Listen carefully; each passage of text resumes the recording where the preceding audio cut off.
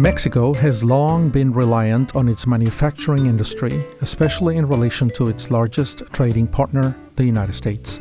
But as we talk about the future of the manufacturing industry, especially with today's disruptions in trade and North American relations, we also need to talk about technological innovation, which is bolstering the industrial sector and helping Mexico position itself as a leader in Latin America's tech revolution. In fact, Mexico's tech sector is thriving, and not just in Mexico City.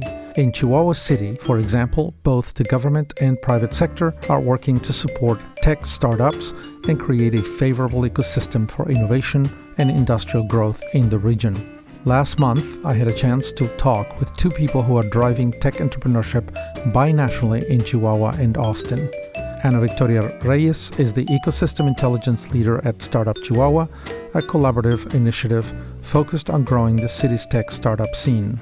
Kevin Koym is the founder and CEO of Tech Ranch, an Austin-based global venture accelerator and partner of Chihuahua Startup. We discuss how strategic investment and community collaboration are driving the growth of tech entrepreneurship in the city of Chihuahua. I'm Tony Payan, Director of the Center for the U.S. and Mexico at Rice University's Baker Institute for Public Policy in Houston, Texas, and this is Mexico Center.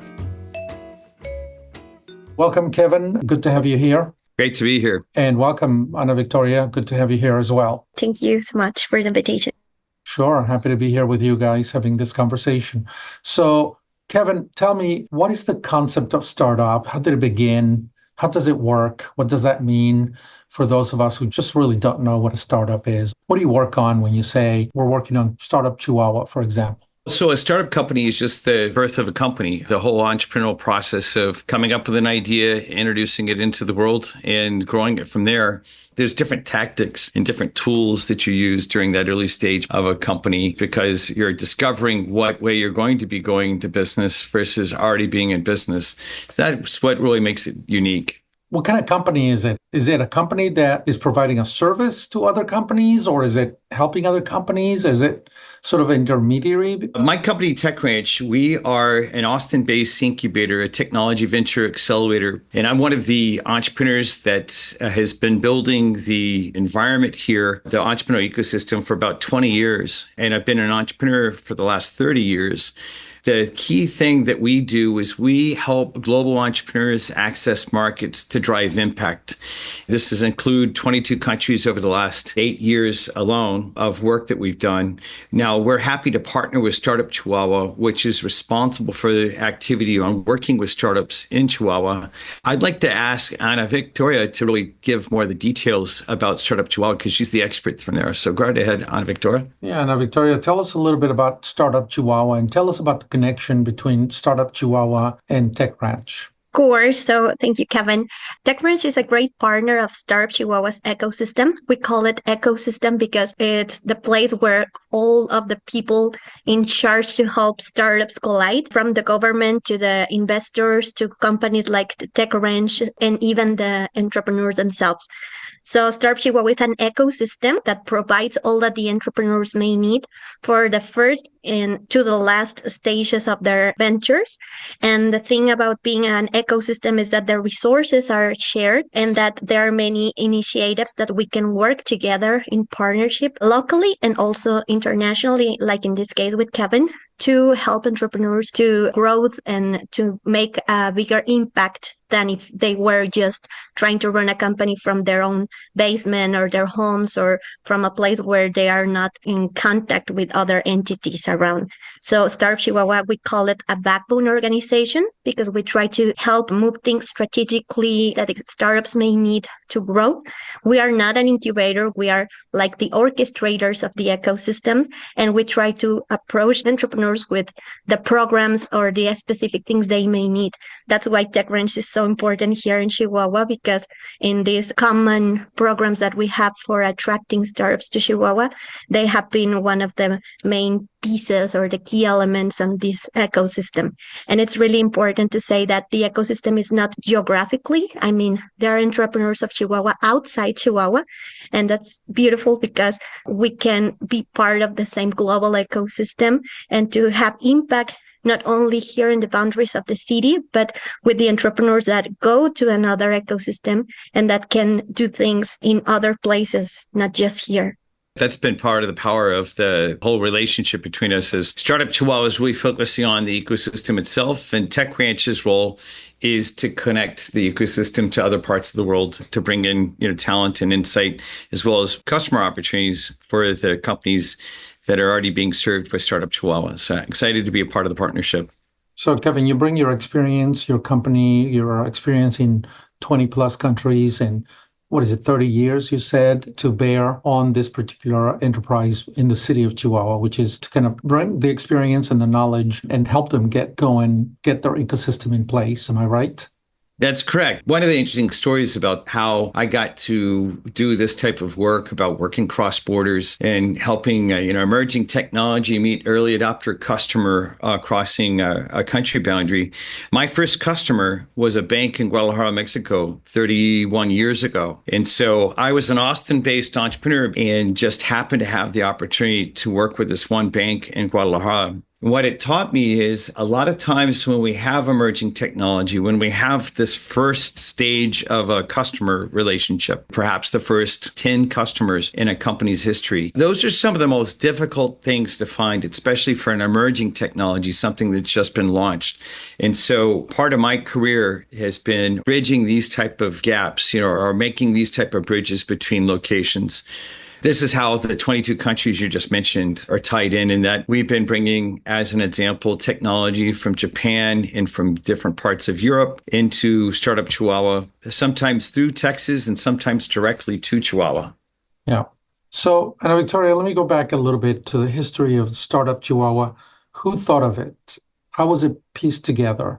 Who sat down, was sitting around in the city or in some office or in government or in the business community and said, this is what the city needs. This is how we're going to do it. These are going to be the partners. Tell us a little bit of the history, how this all began in the city of Chihuahua. Startup Chihuahua was the result of a group of visionary stakeholders from the multi-sector. They participated into a program called the MIT REAP, which is an accelerator for ecosystem.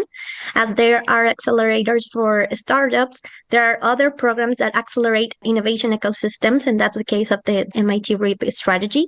So this core team that conform that cohort of the MIT REAP, they were in charge to understand the needs of the city, try to take all of the voices from people around the ecosystem and bring into a single strategy. And that's what Startup Chihuahua was born to. So we work a lot with the municipality government, also the state government, with a lot of family offices and private investors, angel investors. We work a lot with the universities. The Tech of Monterrey has been these huge supporters too, as well as the university here in Chihuahua, as well as other communities. There are several communities of makers and doers and innovators. And so all of these people represented into that core team, they collide into the same strategy. And this strategy is around 2 years old now.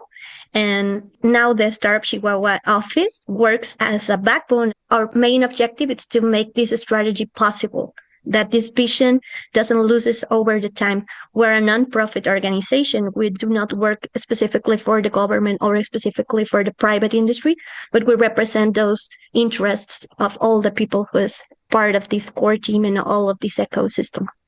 Mm-hmm. So, Kevin, a question for you. What's success for Startup Chihuahua? How do you measure that? Impact of success? How do you say we're making a difference, we're attracting investment, we got the right partners around the table? What is success in this case? The number one success is defined in success of the entrepreneurs that we're engaging with. And what that looks like is, do they have more customers? Getting more customers in the hands of the entrepreneurs, doing all the things that it takes. Like, investment is important, but customers are essential. A lot of what in the relationship between Tech Ranch and Startup Chihuahua, both organizations define our success in terms of the entrepreneurial ventures and are they better off than they would have been directly. And certainly part of that is taking that to scale, both on the number of customers that we help connect them into and then the vibrancy of the entrepreneurial ecosystem itself. Chihuahua already has a very strong manufacturing base, but the world's undergoing this big disruption, a lot of changes that are happening. Like we're going from internal combustion engine cars to electric vehicles. And part of the thing we want to see in the vibrancy is to be able to respond to that quickly. The change is going to happen, or it's been predicted to happen in less than 10 years. There's going to be this massive switchover. And part of the concern area for both of our organizations is to help the existing company base as well as new innovative companies populate the future of the state of Chihuahua. So let me ask you, Ana Victoria, a question. So here I am, let's say I'm a youngish guy, 30 plus, with a good idea, but really no idea how to implement it, how to make it fly. What do you do with it? And I present my project to you and I said, I have this great idea. I got no capital, no experience, no staff, no financing, no experience on what I need. What do you do for somebody like that comes to Startup Chihuahua? Can you provide A through Z, the kinds of things that you would do for somebody like that? Yeah, we work like a front desk where you can approach and we can take you to the right experience. We call them experiences because sometimes in the entrepreneurial pathway, you need to be exposed to several things to see which ones are going to give you most value for each place. For example, if you want to be invested, but you are not ready to get an investment, you want to be exposed to that.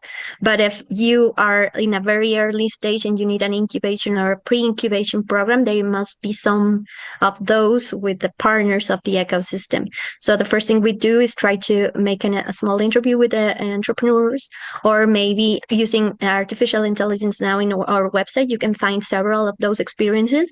You can apply for some of those and they will match you with your right profile. We have some trajectories of different entrepreneurs because we work a lot with innovators and technology entrepreneurs. It's very different from making a traditional businesses or making a startup, because this startup has this technological component or this scientific component that it's really hard to find if you're looking for yourself out there. So we try to invite you to several events or to expose you to several mentorships or the programs that may help you. In that case, for example, we work also in the opposite side because we want to be an anchor of talent here in Chihuahua, and we are struggling a lot to help entrepreneurs to see beyond the state. And that's the reason why we are working a lot with TechCrunch for one very specific experience, which is focusing to inviting innovators and entrepreneurs from abroad to the region and to see what the capabilities of the regions are and where they can find, as Kevin said, all of these channels or all of these new partnerships, these new deals that can be useful for them. Yeah. Kevin, what are some of the most challenging legislative and regulatory issues that you face in helping a startup like Chihuahua? Obviously, Mexico has a very particular business environment. Sometimes I think the government thinks that part of its job is to contain entrepreneurship and innovation or monopolize it or overprotect the industry in Mexico. Despite NAFTA, the USMCA, I think there's still a lot of protectionism in Mexico. What do you think needs to change on that score to get startups like Chihuahuas or Querétaro or Tolucas or Hermosillos or any other startup in Mexico? What do you see from your perspective? Well, first off, I'm not an attorney, and so I want to make sure that everyone understands that I'm not giving an opinion of law on either side of the border. I'm really not qualified to give that. But what I can say is a lot of times my biggest concern for politicians is just making sure that we don't construct any constraints on either side of the border. Right now, my overarching concerns are on this side of the border about some of the rhetoric that's coming out of DC. And so I would say, instead of me being qualified to actually speak about any kind of law or anything like that, the number one thing that I have my greatest concerns about, especially from an entrepreneurial ecosystem leader standpoint here in Austin, Texas, like I am one of the guys over the last 30 years who's built this entrepreneurial ecosystem, is to just stay out of the way and to keep the playing field level. That is, in the work that I've done around the world, when there is not a level playing field, it takes away from entrepreneurs. We need to be doing everything we can to support the risk that they're taking. One of the things, since I am of the US, I will be critical of one thing as an example. Having access to healthcare is one of the biggest blocks for entrepreneurs in the United States. And it's very concerning because I don't think that we understand that even though in the United States, we're so fundamentally entrepreneurial that we start businesses, just like you see in Mexico, very, very fundamentally entrepreneurial. But if we take care of our entrepreneurs, where they're not risking bankruptcy because of a choice of health, that's what keeps so many people from starting companies here in the US. The biggest fear is not failure. The biggest fear is failure that hits medical bankruptcy, as happens with, hundreds of thousands of people every year in this country. So I'm not one to cast stones on Mexico. I have been impressed with a lot of the programs that I've seen. I really like the fact that the state of Chihuahua is focused on building connectivity to the state through organizations like my organization, the Tech Ranch, and then supporting organizations that are doing the local ecosystem development like Startup Chihuahua. The biggest thing that I would do is to say supporting those type of tools is important. Making investor-friendly spaces so that investors will take risk and making investments, another very important thing. It is my hope, as an example, in the coming months that we see more stability in the U.S. investment environment, because then we're going to see more in the rest of the world. It's got to be an issue because right now, in the mood that the United States is in, and Mexico to some extent as well, is a zero-sum game. A gain for Mexico is a loss for the U.S. and vice versa, when it doesn't really have to be so. I mean, companies can complement each other and be perfectly compatible and do what each country does best for a final product that benefits both nations. That's the way I like to think of it. That's totally the way I see it as well. One of the things that could be said specifically about that, it's been clear from both the Biden administration and the Trump administration that there's been this concern about isolating China. I'm not anti-Chinese. I want to make sure that I'm very clear about that. But I am very pro, as a Texan, I'm very pro Mexico. This relationship between Texas and Mexico touching on the same border. Mexico is not leaving. Texas is not leaving. It's a natural trade relationship. Mexico and Texas did around $273 billion of the trade last year. And reflecting on that, the thing that if we're going to take on semiconductors, as an example, one of the things that's needed is we can have the semicon fabs here in, say, Austin, Texas, and then very naturally, the assembly test package capacity should be happening on the other side of the border. We're right now working between Texas and Mexico specifically about that because, 80% of the world's ATP assembly test and package capacity is in China. And I'm not knocking that, but we can see that if I could drive a truck between Texas and Mexico, it's much cheaper to do those type of capacities like right here in our backyard. And there's no reason that we shouldn't be. And so that's the type of thing that Mexico and Texas and their adjacency open up opportunity-wise. And that's just basic physics because it's right next door. And for a long-term, multi-generational Texan like myself, I know that Mexico is responsible for part of our success and vice versa because of the relationship between Texas and Mexico. Yeah. So, Ana Victoria, Startup Chihuahua, what's a story of success? Can you give us an example where you say, we accompanied this particular project from the beginning and now we saw it fly and it's been a great experience. This is our model.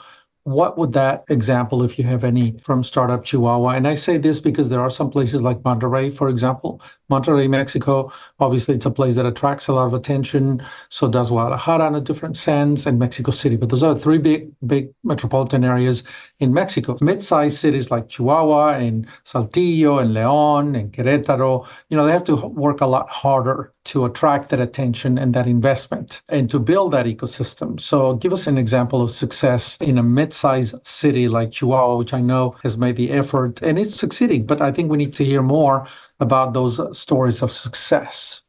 Of course, I will talk about 3 stories depending on which kind of success. For example, in the terms of the culture, we are trying to create a culture of innovation here around the city, a city that is manufacturer oriented, as Kevin said before. And so if someone hearing a podcast, watching a video, or hearing the story of an entrepreneur could be inspired, that could be a success for us in terms of the the mindset shift that we want to have here in the region. In terms of the entrepreneurs, we can have two very specific ones. The archetype of the entrepreneur here in Chihuahua is not the Silicon Valley entrepreneur that it's very sexy for everyone and that everyone wants to be, but it's the manufacturer-oriented one. It's an entrepreneur that comes from the maquiladora, which is the exportation industry here, and maybe being in that position for the last 10, 15 years that knows a lot of things that doesn't work well there and wants to bring innovation to their processes. And the way to bring them it's with their own ventures, with their own projects, and that it's trying to help the local industry with their own products, with their own services, with new ideas. And so that's the perfect entrepreneur for the region, because of course it's nice to have entrepreneurs that can go to the moon or can do very surprising things. But if we are very focused in what the situation around us needs or the context requires, I think that's a success case. And also in terms of the sustainability, we had a lot of climate tech orientation here in Chihuahua. So we're looking for a lot of entrepreneurs who are caring about the weather, about the climate, about the environment. And that could be also very beneficial for the whole city.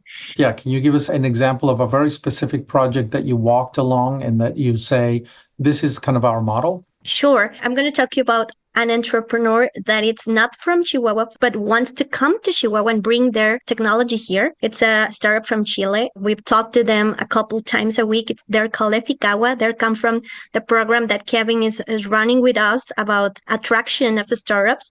And they're trying to help the farmers to be like more sustainable and to help them to have better control of the water fluxes around the crops in here. And those are the projects that will have an impact because this summer will be one of the hardest summers in terms of water here in Chihuahua. So those projects are very important because you will see their benefits like immediately. So these startups are already validated. They already sell the technology in other places in the world, and they are coming here to Chihuahua to see new market opportunities, but also to help and impact our region. And I think that would be the type of entrepreneur we want. So, Kevin, the binational experience, it's kind of nice to hear that Chihuahua City is partnered with a company in Austin to sort of get this going, and it looks like it's a strong partnership. How can we stimulate additional binational cooperation at the local level, Austin, Chihuahua, or it could be, Houston, Monterey, or it could be Dallas, Aguascalientes, or something like that? How can we get these binational partnerships going? I'll be unabashed in saying that in my personal experience, I've spoken now because of that first experience that where Mexico gave me my first customer. I have now gone off and spoken to entrepreneurs in 23 cities across Mexico. And so I'm very, very, very bullish about Mexico. I'm definitely pro Mexico. And I would like to have the opportunity to connect in with other ecosystem leaders across Mexico. Part of our work is building that. We're of Austin, Texas, but we're not tied down to Austin, Texas. And so part of the work that we've been doing is tying different parts of Mexico into not only Austin, but Dallas, Houston. And in fact, part of what you're seeing now is that we've tied parts of Mexico and specifically some of the activity in Startup Chihuahua with places in Lithuania, Finland, other parts of Europe, other parts of Japan, other parts of actually South Australia into Mexico as well. And so anyone that hears us, please come to techranch.com and inquire with us because we'd like to be your partners in that. And the whole idea about scaling these relationships, part of our role is to just set the table for other people to do business with a strong focus on helping the entrepreneurial team gain access earlier than they might be able to do in their own cases. We've gotten to do this with a number of different companies across Mexico, and we'd love to have that opportunity, both with individual companies as well as what we call ecosystem partners, governments that actually are concerned with creating greater opportunity for connectivity for their entrepreneurs. When I think about Mexico, I think one of those things is the innovation that goes on in cities like Chihuahua. And I'm talking about that mid-sized city between 500,000 and 1.5 million folks living in that. Because again, Monterrey, Guadalajara, and Mexico City, those great valleys, they get a lot of attention, but there's a lot of innovation. And often when you see the federal government, like you mentioned, Kevin, in the US or in Mexico City, you get a little bit discouraged. Sometimes in some states, you get a little bit discouraged. But at that level, I think there is so much creativity and innovation and people thinking and getting educated and getting companies started. And those stories are not told enough. I think what's interesting is part of the culture of Texas, I recognize as well in the culture of the northern Mexican states, right? Coahuila, Chihuahua, and Nuevo León. You kind of recognize that frontier culture. And then, I can also say more generally in the Bahia region, right? The part that brought us the Mexican Revolution, you see a similar type of thing where there's like a grittiness about engaging in innovation. So, Tony, I think you're right on that it's not just about the big cities. It's not just about Monterrey, Guadalajara, and Mexico City. I mean, I see from even places like Guanajuato City in the state of Guanajuato and Querétaro. Certainly, I've seen this firsthand in the work that we've done both in Juarez as well as Chihuahua City in the state of Chihuahua. And so I think that there's lots of different places. The key thing that's happened that I don't think people have realized as much that are not involved in startups, the whole ability to start up a company, the cost has dropped so much that it's been democratized. And we see this happening around the world. The younger generation, they weren't waiting for permission. They're actually not waiting for governmental programs. They're just doing it. I think when we see this whole launch of artificial intelligence and what's happening there, you're going to see an even greater number of individuals taking this on across the world. There's still certain things that you can only do in Silicon Valley. But that being said, the amount of stuff that's unique only to Silicon Valley now versus in these smaller cities in the world, it's very, very limited. And the truth is that because costs are lower in some of the cities we're referring to in Mexico, you can innovate more, you can take more risk than you might be able to do in Silicon Valley. At this point, Silicon Valley is so expensive and San Francisco is so expensive that a lot of the initial starts are not happening there. They're only doing scaling there, and they're starting someplace else. I think we need to tell the stories of cities like Chihuahua and all the effort that you guys put into this. Startup Chihuahua, I think, is a good example within a city that clearly understands itself as at the edge of innovation and wants to be there, is fighting for it, much like Aguascalientes and León and Hermosillo and Tijuana and Juarez and Saltillo and many other different places. In Mexico, I think people forget. But I think Chihuahua has been a really good example of a city that has that self-esteem and that grit and the gumption to be innovative. So I thank you, Ana Victoria, and I thank you, Kevin, for talking to us today in this Mexico-centered episode. The Judy Lay Allen Mexico Center podcast is brought to you by the Baker Institute Center for the U.S. and Mexico, which seeks to have a meaningful impact on the U.S.-Mexico relationship through binational policy research and solutions and by convening leaders who can bridge the world of ideas and the world of action. Special thanks to Judy Lay Allen for her generous support of the work that we do here at the center and to Albi Delgado, our program manager. This episode was produced by Albi Delgado with support from Karina Ziemel. AV production was led by Kevin Young. Be sure to visit us at bakerinstitute.org/Mexico to learn more. And thanks for listening.